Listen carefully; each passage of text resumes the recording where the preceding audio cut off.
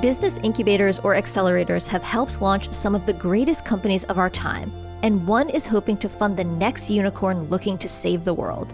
Dawn Lippert is the CEO of Elemental Excelerator, a company investing big money with the hopes of a better tomorrow. Dawn joined IT Visionaries to discuss the work her company is doing in places like Hawaii, California, and Asia, and she underscores the importance of investing in communities and why we cannot afford to stop funding a solution for climate change. Enjoy this episode. IT Visionaries is created by the team at Mission.org and brought to you by the Salesforce Customer 360 platform, the #1 cloud platform for digital transformation of every experience.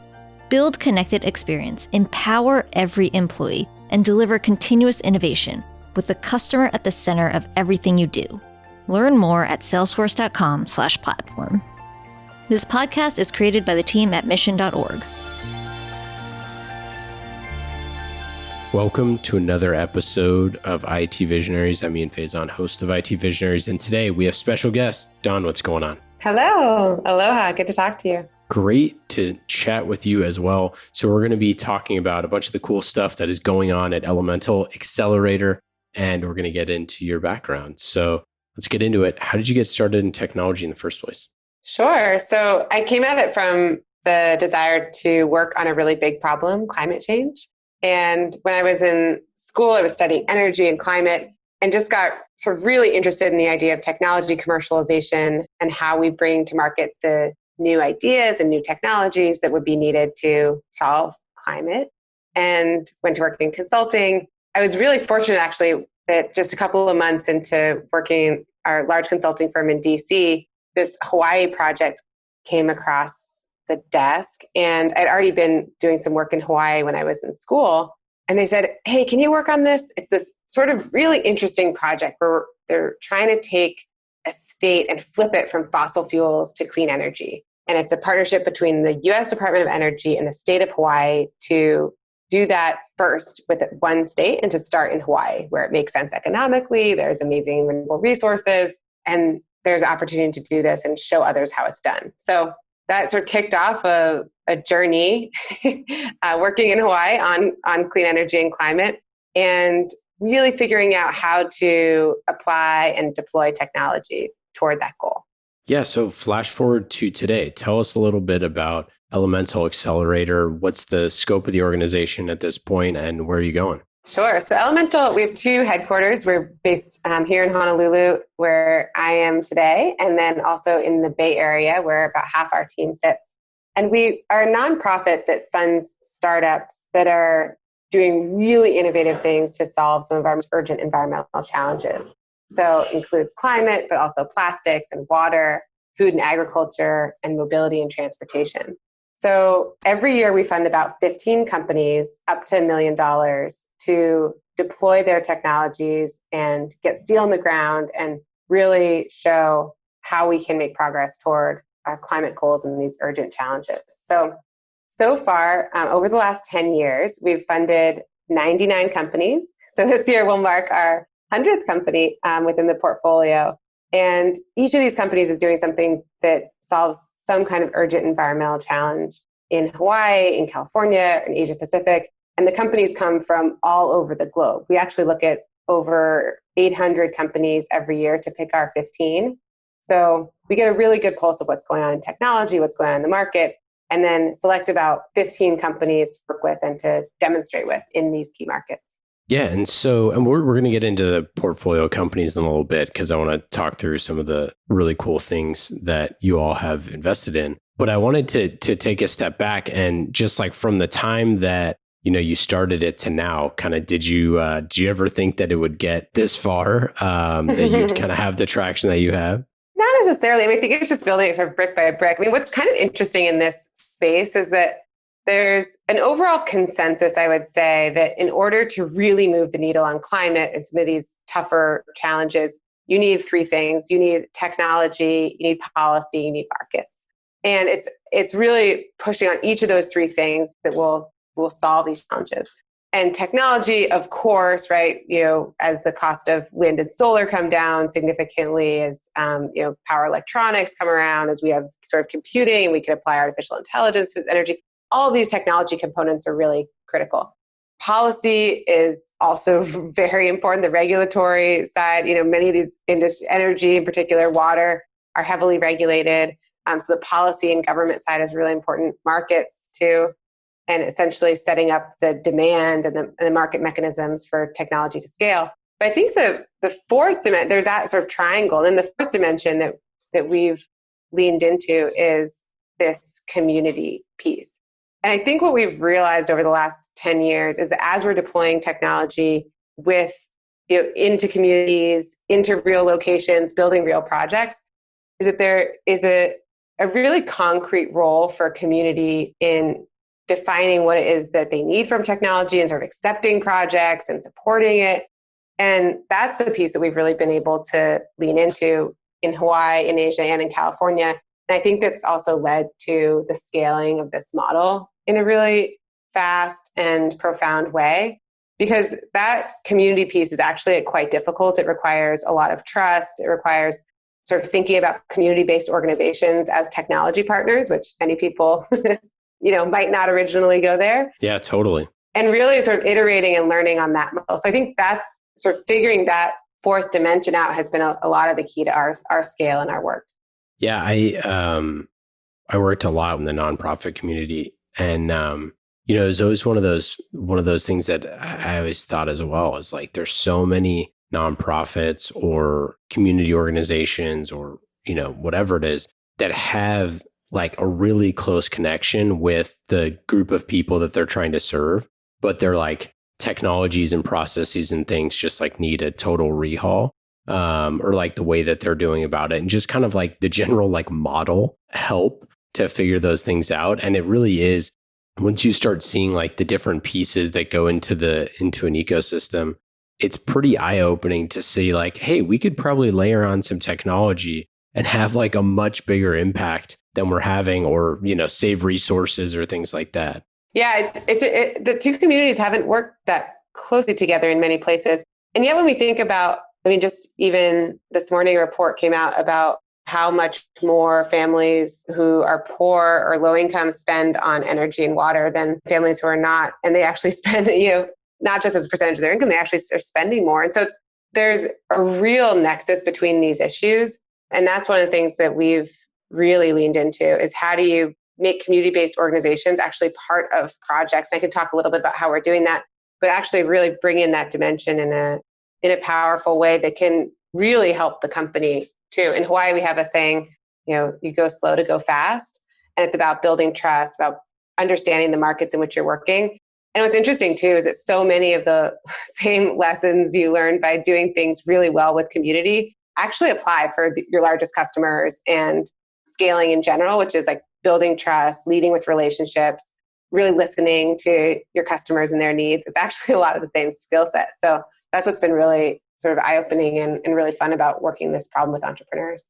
Yeah, well, and I definitely want to hear some of the things that you're doing. But another just point on that is that so often we get in a position where an organization, that started 50 years ago, 40 years ago, 30 years ago, whatever it is, was built with like phone trees in mind, or telethons, or, like just all these different things that like no longer are relevant. But like slowly over time, it's like some of those things eke out, but the other ones don't. And so like really where the rubber meets the road for a lot of those organizations is like the individual one-on-one relationships with the people that they're trying to help. And that's like, that's their core competency, right? It's not, organizational structure. It's not, IT or technology. It's not, it's not teleconferencing. It's not all these things that, they can leverage now potentially off the shelf or otherwise. But anyways, so what are some of the things that you all are doing? Well, one last thought on that is that I actually think that's like the really key piece then to figuring out how to scale climate technology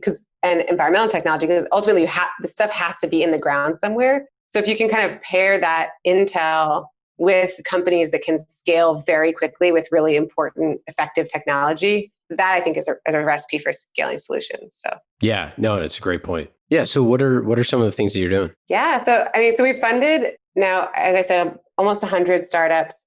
So a couple of the companies that we're really excited about are, I mentioned that we were working in water. We just closed up a project in water with a company called Zero Mass Water in our portfolio. And actually, they just raised their latest round of funding from BlackRock, which was recently announced, about $50 million. And with them, we deployed 600 hydro panels in Australia. And a hydro panel is kind of like a solar panel, but instead of creating electricity, it creates water from the air.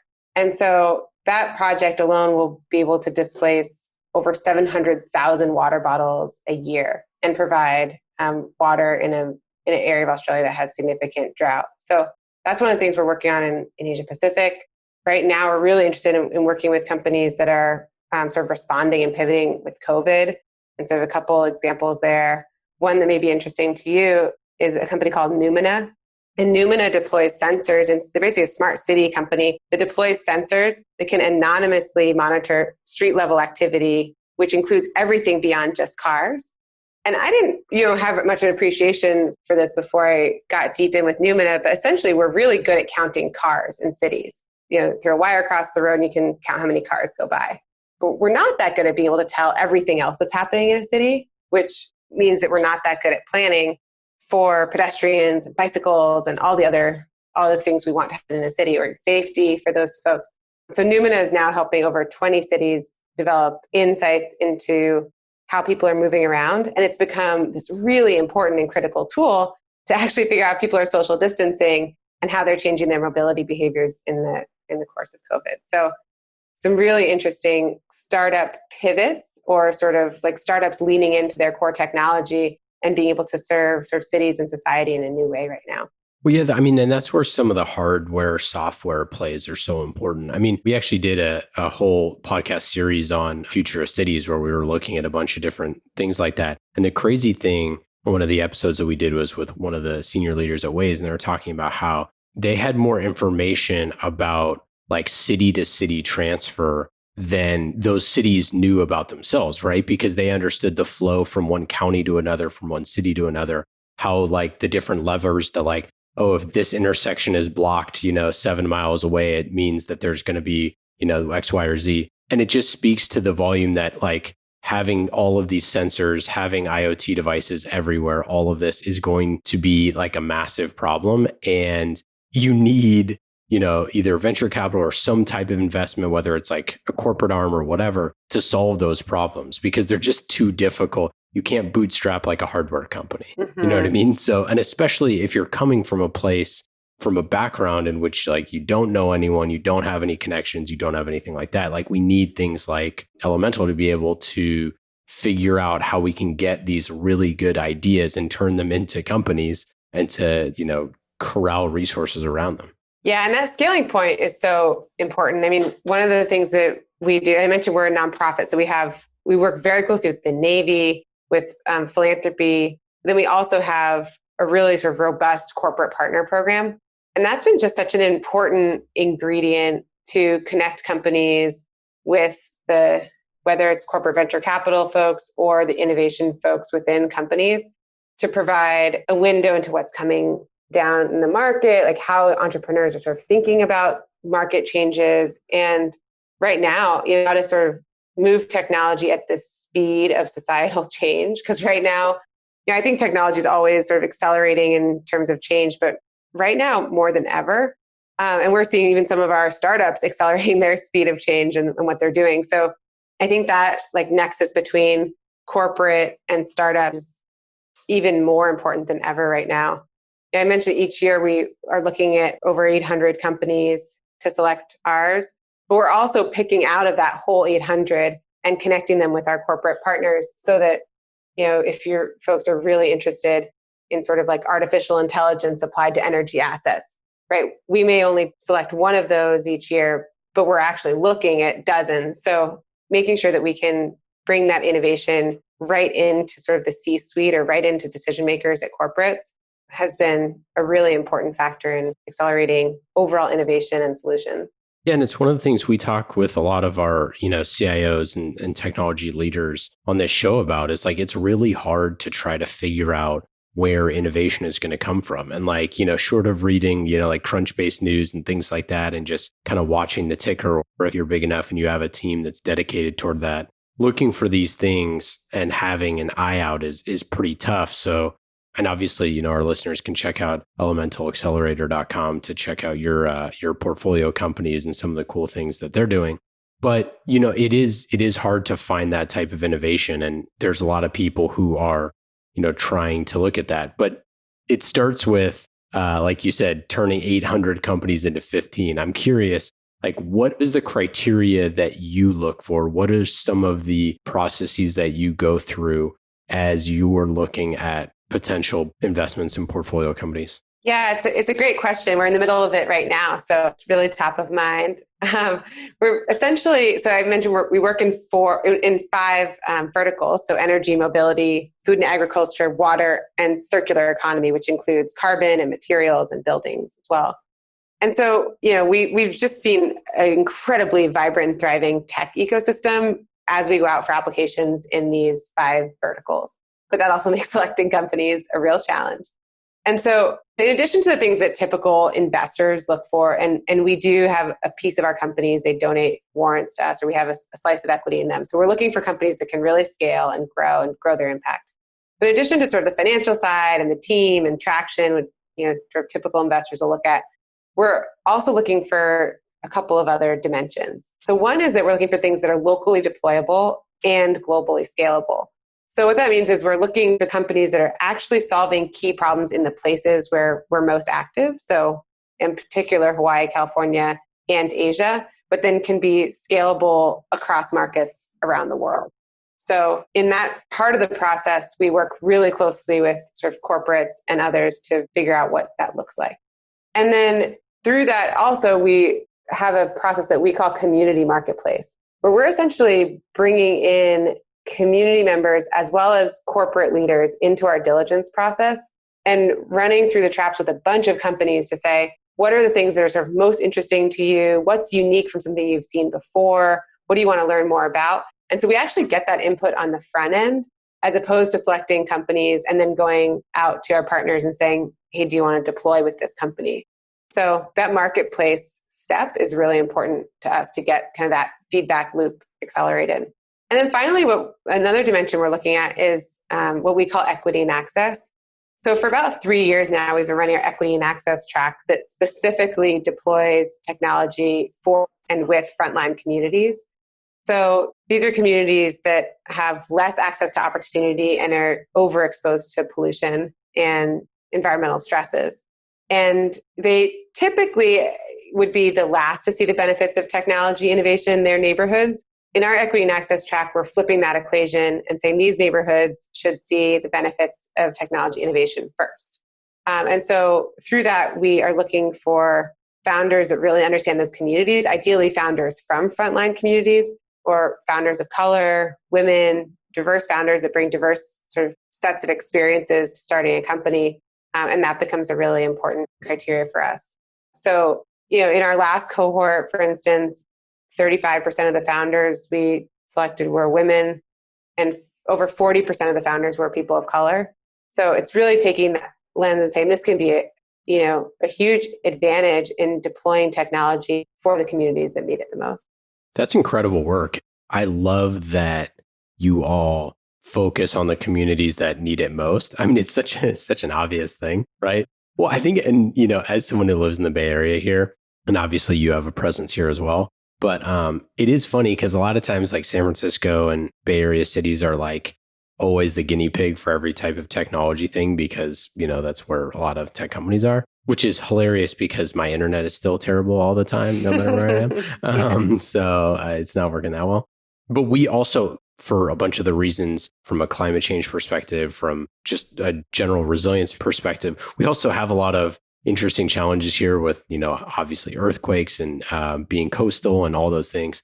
So it's funny because you have a lot of, technology plus a lot of, industry leading business practices around, like LEED certifications and carbon neutral buildings and all that stuff here. And it's great to have cities that are a good example for other cities, specifically if we're talking in America, that want to act like those. But at the end of the day, it's like we need to corral the smartest startups and the people from all over the world, the smartest minds from those, local places, and put that intellectual capital to work on their own problems and give them money to do that. And at the end of the day, if they don't have resources to do it, then they can't do it.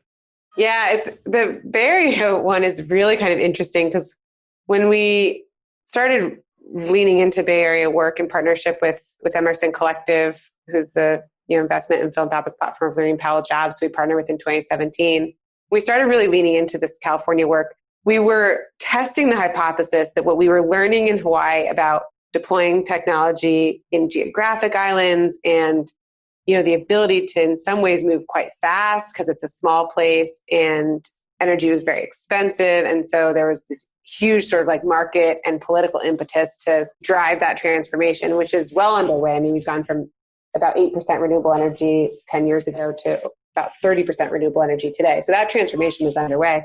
But the hypothesis was that some of what we were learning in these geographic islands could be applied to essentially economic islands in the Bay Area. And while we've seen a lot of differences, of course, we've also seen that there's so many similarities between the economic islands of the Bay Area and neighborhoods and areas that sort of been left behind of the tech revolution and sort of the economic benefits there. Oh, yeah. So a lot of things that we've been doing in Hawaii, can be really directly applied, specifically around this idea of how you bring community-based organizations and how you partner to deploy things in neighborhoods that are small, closely knit, really value their sense of place, all the things that we really care about. Those things are more universal than we initially thought. Well, and I think that here, one of the best examples is how much the businesses choose. And we talked about this a bunch on the show, so I don't need to repeat it all, but how much the businesses here choose to make a difference when it comes to those things, to make carbon neutral buildings, to do things like that. It makes a huge difference. But I think that where it starts is that companies and like technology leaders, like the ones listening to this show, actually vote with their dollars by investing in, startups that are making a difference in these perspectives. So I want to go back to what you were talking about getting those, bottom up refinement from the actual, corporate leaders that are looking for solutions in the certain spaces that you're talking about. How does that work? And how do those folks plug in and be able to look at some startups, be able to provide feedback? Sure. So just give a couple examples because we've just been going through our pipeline the last couple months. In the first quarter of each year, we're recruiting startups. So from all over the world, we had from startups applied from over 50 countries, Israel, Australia, Japan, Spain, we see it all. And as those startups come in, we have directors of innovation in these different verticals that sort of start sorting and working with the partners to see what's interesting to them. Out of that pipeline, we set up meetings with our corporate partners and the startups that we're looking at. We have a couple of mechanisms that we try out and we're always iterating on, one of which we call Deal Day. So essentially that's like a mechanism where we're introducing all the startups to the corporates and we're saying, if there's something that's really interesting to you, if you guys can, ink on paper, even for just an intention of a project within about 3 weeks, then we'll give you a $50,000 prize to the startup to go do that with you. So just thinking about ways that we can make the sort of purchasing and procurement easier for folks that lead innovation at these large corporates and remove the barriers to work with a startup, to try something new, to do something impactful. So for instance, last year, our Deal Day prize winner was a company called Jupiter Intelligence. And Jupiter assesses the climate risk of floods, wind, hurricanes, all kinds of different potential climate risks. And so their customers are insurance, utilities, financial institutions, even large infrastructure players, right? All the folks that are exposed to some kind of climate risk. And so when we did it in person last year, this year we did it virtually, and it was also awesome. Essentially, it's a time for startups and corporates to get together, meet each other, and then say, yes, this is something that makes a lot of sense for us to try out together. So Jupiter won that Deal Day prize last year. We actually ended up funding them, bringing it into our portfolio.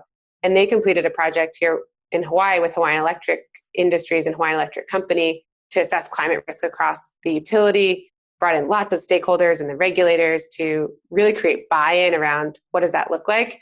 And it's so powerful to actually be able to say, like, with 30% accuracy, this substation will probably have a foot of water on it within the next, 6 to 7 years. And having that kind of data really helps utilities and other large corporates make good decisions. So that's one mechanism that we use where startups can partner with corporates. And then we also fund actual projects with those corporates with the companies that we select out of our portfolio. So we're looking for projects that can scale at least 10x within 2 to 3 years. And so corporates have a huge incentive to find this innovation that will be truly impactful for their business. And that's the work that we do with them. I have to ask about, you have a portfolio company that helped my great city of Oakland recently. Can you share a little bit about Remix and what they're working on? Sure. Yeah, I'd love to. So Remix is a mobility planning company. They have dozens of customers of cities all over the country. They've basically taken what used to sort of be like paper and pencil planning and lots of different sort of departments across a city and brought many of these different planning tools and methodologies online into one platform so that planners and mobility operators and all these folks can actually collaborate on their city and coming up with a mobility plan that really works for the city. So they've worked with Oakland and as part of our equity and access track. And what I'm really excited about this project is that Remix had a vision to include equity as one of its planning sort of tools and criteria. But it's very difficult to actually do that. It's much easier said than done, I guess. And one of the reasons is that if you're sort of setting up these criteria as a private company and as a startup, how are you really ensuring that the broader community trusts the methodology that you're using to do that? That's a tall order. So what we did as part of our equity and access track is to bring in a community-based organization that works specifically on mobility and justice, transform, to partner with Remix and to lead the community convening to bring in those voices to say, this is what we think an equity tool should measure. Here's the criteria we think it should look at. Here's the kind of results and metrics we think are important. And so together they worked on designs for this tool to essentially build equity into that tool. And what's really exciting about it is that cities actually really want this information. They want to know if we put a road here, or if we put bike lanes here, or if we sort of redesign this highway, what will be the equity impact? But until now, there hasn't really been a tool for them to do that. So that's the work that we're doing with Remix. And I'm just really, really excited about being able to sort of empower entrepreneurs to do that and unlock what they already want to do in a really sort of productive and credible way by working with community-based organizations and others. Yeah, I mean, we talk a lot on the show about how like the best companies are taking things that, kind of going from dumb to smart, right? And I think a lot of times we get caught up in like the jargon of, smart cities and smart this and smartphones and smart watches and all that stuff. But when you're talking about something like cities where we're not quite there yet with the number of sensors that we need, like I forget, it's probably 100 episodes ago, but we had an expert on the show talking about the number of sensors that are in like new cars now and like what, self-driving will actually take and things like that. Well, in the meantime, before we get there, we need to know what is going on like currently on the day to day. And companies like Remix, it's really cool to see how obviously critical urban mobility is. I think with, especially what we've seen with COVID and shelter in place, like people being able to like drive around their cities to get where they need to go in a lot quicker time. And I think we probably all collectively realize like, yeah, this would be a lot nicer if we could figure out how to reduce traffic significantly. So it's cool to see companies like that step up. I'm curious, like, what are the next steps for companies like that? Like after you make that initial investment, are they just like any other startup? Is there, what's it like? Yeah, I mean, after we make that initial investment, we're essentially co-developing that project with them and co-implementing it with them and the community partner. So for a lot of the projects we fund, we're sort of right there alongside them for a couple of years making this happen. Oh, that's really cool. Yeah. I just didn't realize that you had that level of that you were like tracking throughout the project, like along with them. That's really awesome. Yeah, it's kind of this really privileged spot to be in, I think, to be able to work with companies in this way. So we actually work really closely with them to implement the projects. When we first started Elemental in 2012, we were the first to apply quote unquote accelerator to like hard tech and clean tech. And what had happened was we just had started by funding projects, but had realized that many of the companies we were funding were sort of missing that like commercial angle, were missing a business model that could really scale. And it's not easy in climate tech sometimes to find that business model. So I took a lot of inspiration from Y Combinator, from Techstars, from others that were applying this sort of accelerator. And they're pretty new. It was pretty new back then, applying the sort of accelerator concept. And then took that idea and said, how do we apply this to some of these really hard regulated sectors, climate tech, energy, mobility? And so we've borrowed a lot of those same concepts of having a cohort, of selecting companies all at the same time so they actually have ways they can complement each other and benefit each other, of getting them together a lot and having them work very closely together and support each other as CEOs. But then like one of the key differences is that this space just takes a little longer to implement things, to get stuff in the ground, to capture learning. And so we work with companies from anywhere from 1 to 3 years and then really forever, but really intensively for 1 to 3 years while we're helping them deploy projects and while we're sort of walking alongside them in that process. So, for us, once that first project's done, for instance, the goal there is to productize that equity piece and be able to sell that to many other cities and bring that equity consideration into planning much more globally. And we'll continue sort of working with Remix as a company and as part of our portfolio throughout that whole process. Yeah, we had Ryan Popple, the CEO of Proterra, on a while back. And it was interesting talking to him about, some of the challenges with clean energy and the way that cities work and that they buy. It's like the sales cycle for a new fleet of buses might be 8 years because they just signed a 10-year lease or a 10-year contract or something like that. That, you could have everybody on board in the city that's like, hey, yeah, we're good to go. Everybody's on board with this, but we have 8 years left of the, fleet of buses that we just bought or something like that. Like, it's a very different ecosystem and it does require a totally different skill set. I'm so curious, like, what is it like for those 15 companies a year, like that cohort that goes through that? What are the things that, they're doing day to day with you all versus, going off on their own and doing things? What does that look like? Yeah, great question. And I really agree with you about the cities piece. So our director of mobility innovation, Danielle Harris, came to us from San Francisco MTA, where she was leading up innovation for them. And I think, and that's what's really fun about working in this space, is that of the 30 people on our team, some come from utilities, some come from government, some come from startups, but it's sort of that like crashing together of all those worlds that makes things really fun and dynamic. And those folks essentially, become extensions of our portfolio companies team in terms of helping them deploy. So, what it looks like now is kind of interesting. Like every year we host a CEO and leadership summit for our companies. This year it was in Hana, Maui, and we had, about 80 people out there. And it was right before work from home orders started. So it was in early February. And I felt really fortunate that we were able to get people together in person, because as soon as work from home started or stay at home started, we pivoted everything online, of course. And what that's looked like for us now is that essentially once a week we have portfolio-wide conference call, we call it, where essentially companies are sort of sharing something that they're figuring out over COVID and sharing it with others. And there are so many different aspects of this, right? It's about how you engage teams remotely. It's about how you can remotely install hardware or sort of like keep hardware sales going during COVID, about remotely filling the funnel without conferences, like, all these different sort of things that people are figuring out and then have questions about or want to share with each other. So that's one thing we're doing. We're also, just focused on engaging like our networks and corporate partners remotely. In some ways, because our community is so global, it's just, sort of lends really naturally to a digital convening format.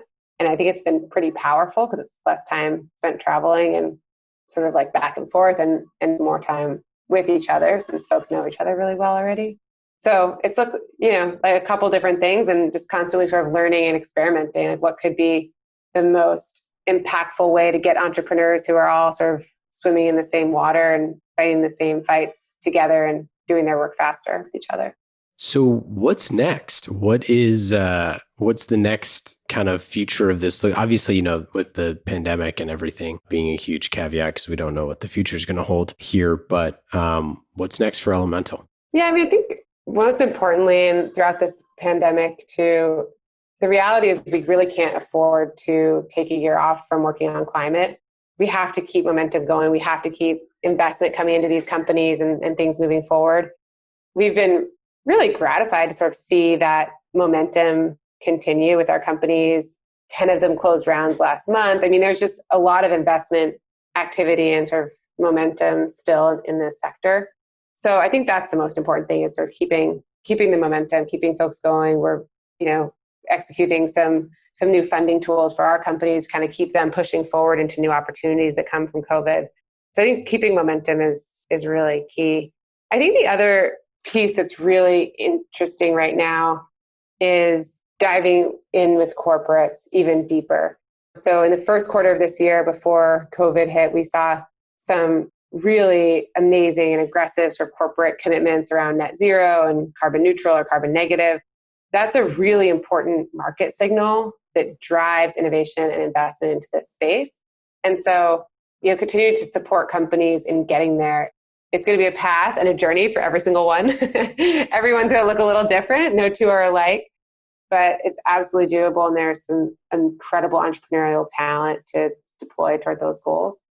And then I think the other piece that we're really interested in right now is continuing to focus on policy as a lever. So we've done a lot of work in policy to date, but the technology listeners will sort of appreciate this. But I think there's always this gap between technology and policy, right? So one of the things that we think a lot about is how do you shrink that gap to sort of the right distance? And I'll give you just a quick example, which is one of our portfolio companies, Carbon Cure. They take carbon dioxide and inject it into concrete. So then they sequester it forever, and it's stronger and it's not more expensive to do this. And so we funded a project with them in Hawaii. We tested the concrete at a highway interchange here. The Hawaii Department of Transportation loved it. They said, this is great. It's going to help us reach our carbon neutral goals. And we passed a resolution at the city to prefer this kind of purchasing in all city procurements for carbon infused concrete, and then worked with the Conference of Mayors to adopt that resolution in hundreds of cities around the country. So policy has a real role to play in helping sort of set those demand signals for the market. And I think our role is to bring the innovation into the market to show people that it's real, like you said, where the rubber meets the road. When they see it, they can believe it. And so, our role is to get those projects in the ground and then get policymakers really excited about what this means for them. And the same is actually true on the corporate side, because we use, same kind of carbon infused concrete for corporate headquarters, for any kind of corporate buildings, and really start driving the market that way. So those are a couple of things we're really interested in, is how do you shrink the distance between corporates and innovation? How do you shrink the distance between policy and innovation, and sort of line up those demand signals so that we have the best entrepreneurs and the best talent coming into climate innovation and seeing a real path to grow a meaningful company. And this is going to date this episode a little bit, but Jeff Bezos announced that Seattle's NHL home is going to be Climate Pledge Arena. So, I think that there's clearly signals in the market, obviously, Salesforce Tower being one of those, and Salesforce is the amazing sponsor of the show, but also clearly a huge player in climate change. Clearly, a lot of the senior business leaders are trying to figure out ways to make a difference. And, maybe I'm just like a startup person and I just love startups, but it's just really cool to see an organization like yours investing in the people who are going to make these changes. Because I think at the end of the day, like, you just have to throw a bunch of talent at the problem, especially local diverse talent, and see what sticks. Because at the end of the day, like, innovations for this stuff, I think is going to come from, a ton of different areas. Yeah. I think that technology piece is so critical.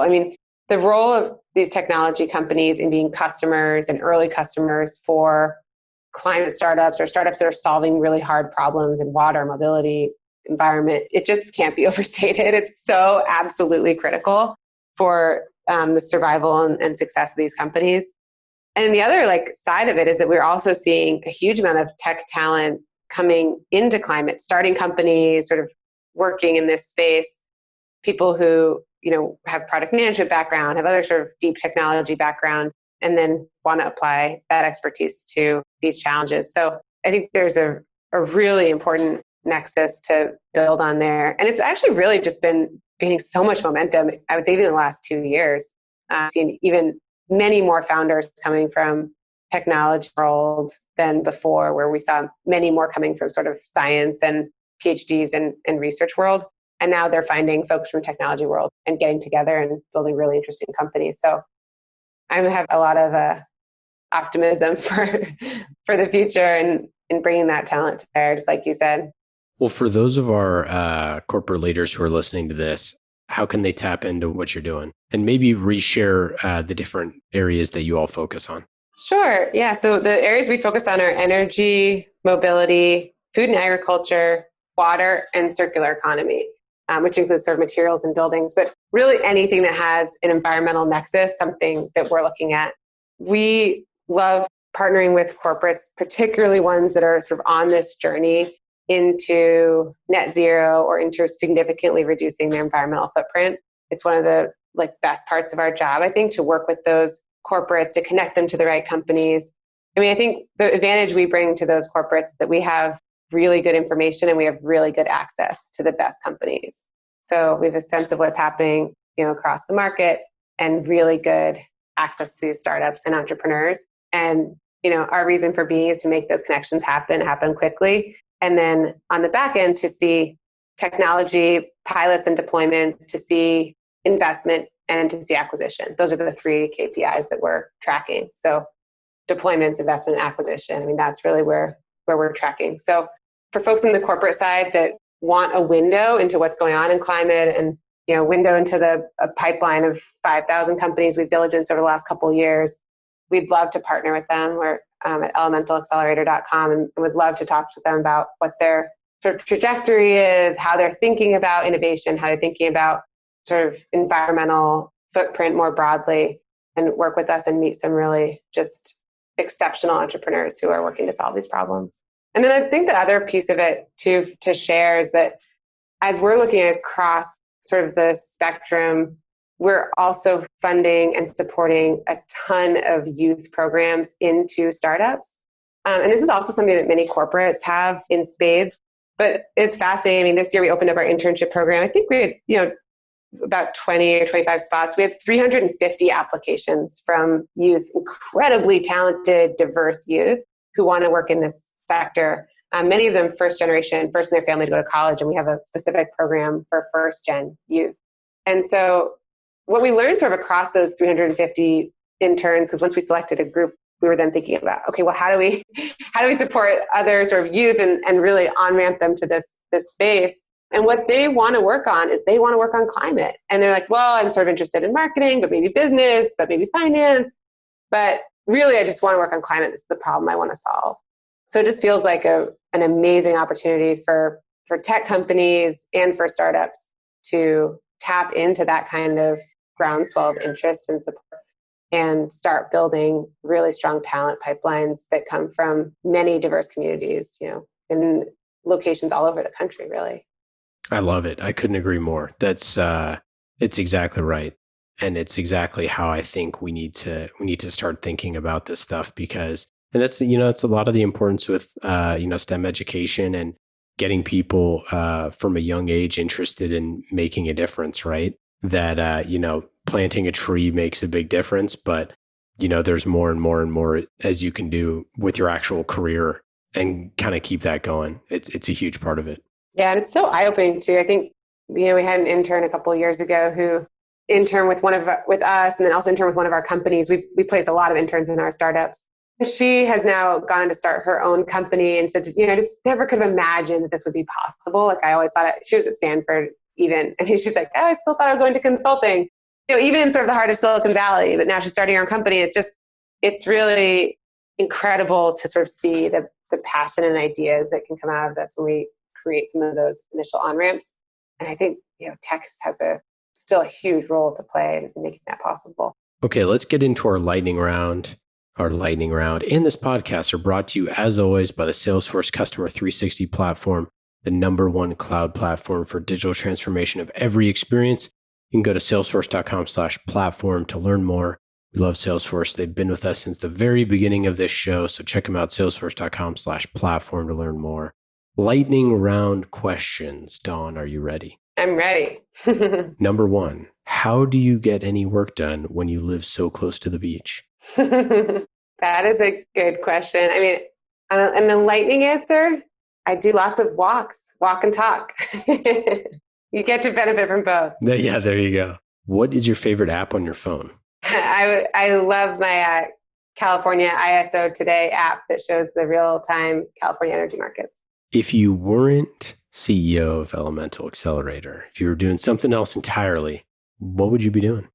I think I'd be starting my own company, starting another company in this space. I think entrepreneurship is the path to solutions for our biggest problems, and I'd be starting another company. It's kind of cheating, but I'll allow it. Or I'd be spending more time hanging out with my 1-year-old, which I try to do too. Yeah, there you go.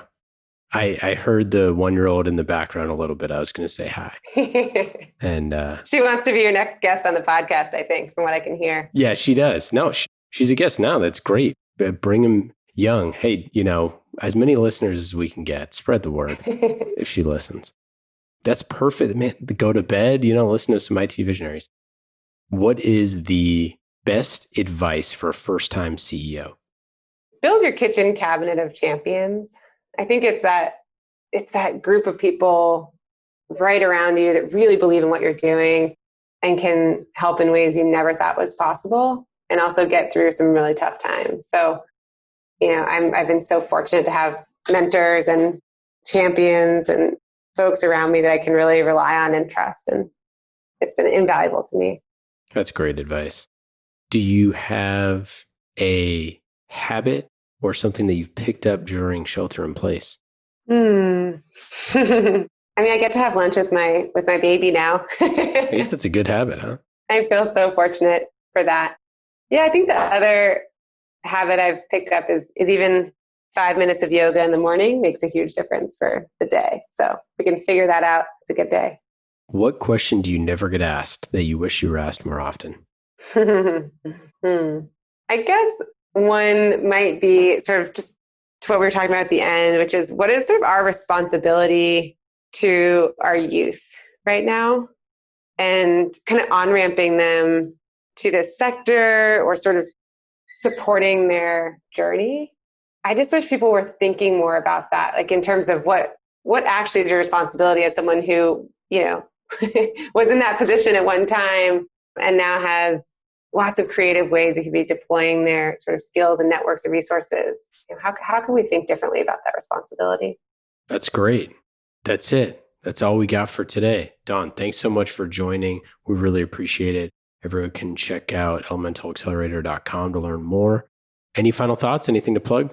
I think I'm just, really grateful for the work that so many in our sector have done, and the ways that people in every job and whatever job they have or sort of whatever role they have are leaning into climate and youth and solving really big problems too. I mean, it's just been, I think, we saw at the beginning of 2020, just a huge sort of swell of action and activity in that. And I'm just excited for the future and to see that continue. So I'm grateful. Awesome. Thanks so much, Dawn. Talk soon. Thanks. IT Visionaries is created by the team at mission.org and brought to you by the Salesforce Customer 360 platform, the #1 cloud platform for digital transformation of every experience. Build connected experience, empower every employee, and deliver continuous innovation with the customer at the center of everything you do. Learn more at salesforce.com/platform.